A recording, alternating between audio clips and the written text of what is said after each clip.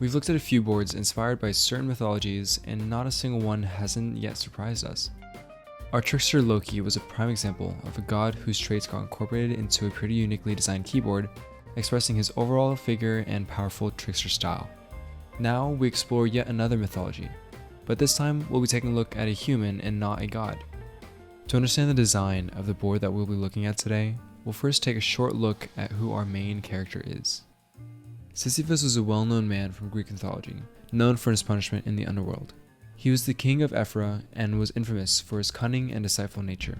According to the tale, Sisyphus angered the gods by escaping death twice, using his trickster ways, and was condemned to punishment that would last all of eternity. This punishment was that he would push a massive boulder up a mountain, only to have it roll back down just as he reached the top, forcing him to repeat it all over again.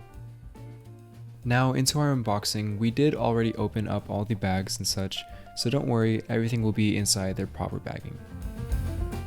So taking a look at the box, we have our Sisyphus design implemented on the top, and on our side we have the Maniac Rabbit Studio logo as well.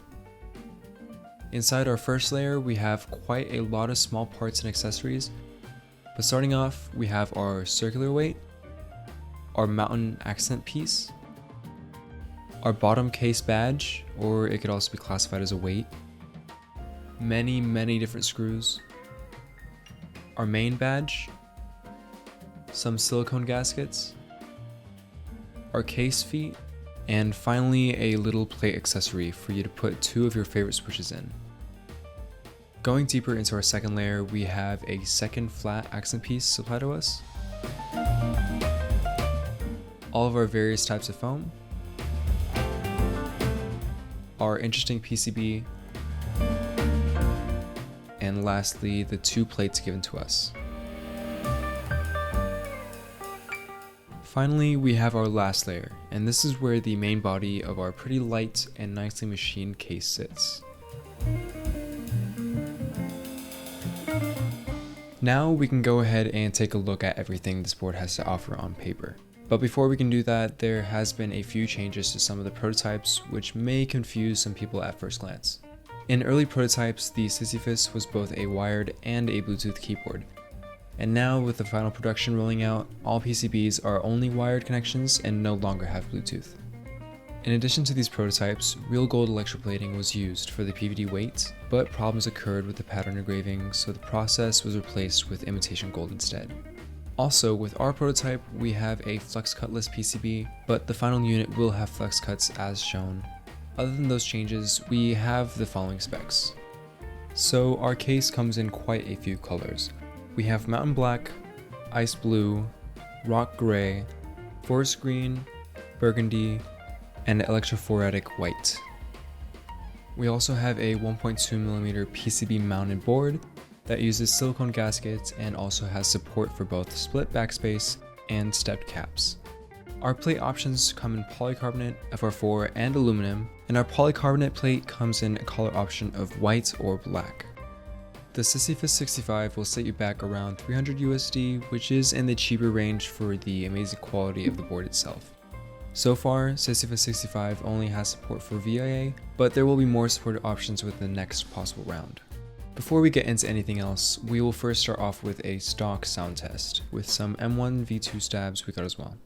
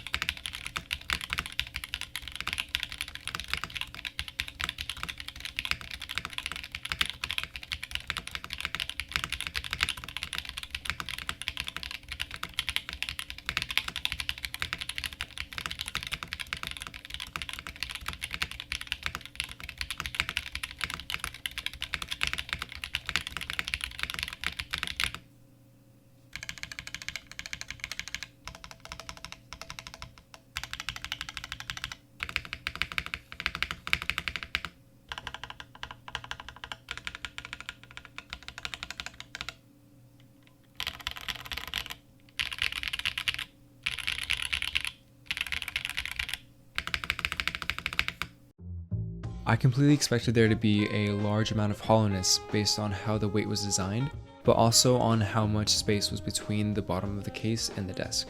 But in reality, there's only a small amount of hollowness that you can hear, and altogether, it's not bad. Our Obscuras actually sound a bit higher pitched than what they usually do, and I'm actually not going to complain about that. This really does sound amazing stock. So now, for our foamed up build, we'll continue to use our mode Obscuras, but this time we'll add some case foam and some plate foam to the board.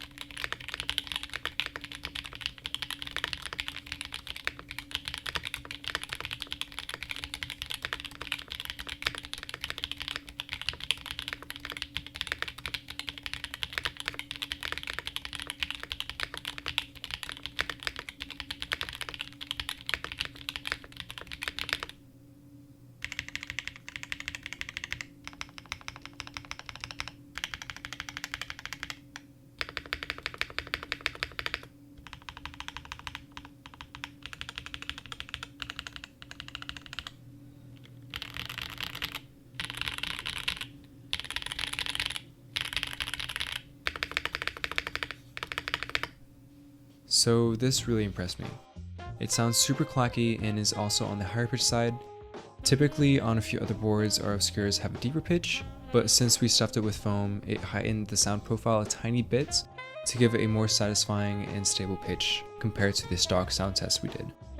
We've actually also done a few more different configurations with different switches and foams on our new Twitch channel as well. So if you'd like to see those live streams or want to join in for more content, check us out in the link below. Now, here comes my favorite part of looking at any custom keyboard. Its feel. Sisyphus65 has a relatively bouncy center to the board, and that's thanks to the many silicone gaskets supporting the PCB. But it also maintains a pretty stiff appearance as well, depending on which plate you decide to use. The majority of boards nowadays are typically supported by their plate, or at least many of them are when they're gasket mounted. For example, the QK60 uses the exact same silicone gaskets. The only difference was that it was supported by the plate and not the PCB. This gave a limited amount of bounce depending on which plate material you use as well. On the other hand, since these are mounted on the PCB and not the plate, no matter what plate you use, you can look forward to having at least some amount of bounce. One small thing to add to the comparison though is that our PCB doesn't have any flex cuts. But since the final production will have them, you can look forward to having more flex within your board and possibly more bounce to it as well. For some people, this board may be very overdone and overwhelming due to the amount of designs the board has. But for some others, this board keeps its promise of sticking to a certain theme and certainly does not sway away from it. With a close look at the top case, we can see that this board has a Morse code inscription carved into the aluminum to spell out climb. This directly refers to Sisyphus' punishment and adds a nice message that won't be understood at first glance, but also won't mess too much with the overall design as well. The last three dots are actually also indicator lights, which gives the Morse code another use as well. Next, we have two badges. Our first one is an abstract art piece showing off Sisyphus' climb, and our second one is actually on the bottom of our case. Some people will consider this to be a weight, but because of its size and actual heftiness, I think of it more as a decorative badge than anything. Anyways, this badge is actually double-sided, and on the inner side we see our punished mortal once again, and on the outer, we see the logo of the Maniac Rabbit Studio. On closer inspection, we can actually see a set of coordinates inscribed. This leads to none other than the tallest mountain, Mount Everest. Lastly, we have our circular weight, which represents the heavy boulders Sisyphus was forced to push. This weight is not only heavy since it's completely made of stainless steel, but it also has an engraving saying "Living in the Absurd." Overwhelming as it may seem, this board has a lot going for it. But is that really a bad thing? I think this board really shows its theme, and shows just how much effort has gone into designing this keyboard. From the external designs to the internal sound design, Sisyphus65 really does show off its talents, and I'm certain that it will not deceive you in person, no matter how much of a trickster Sisyphus can be.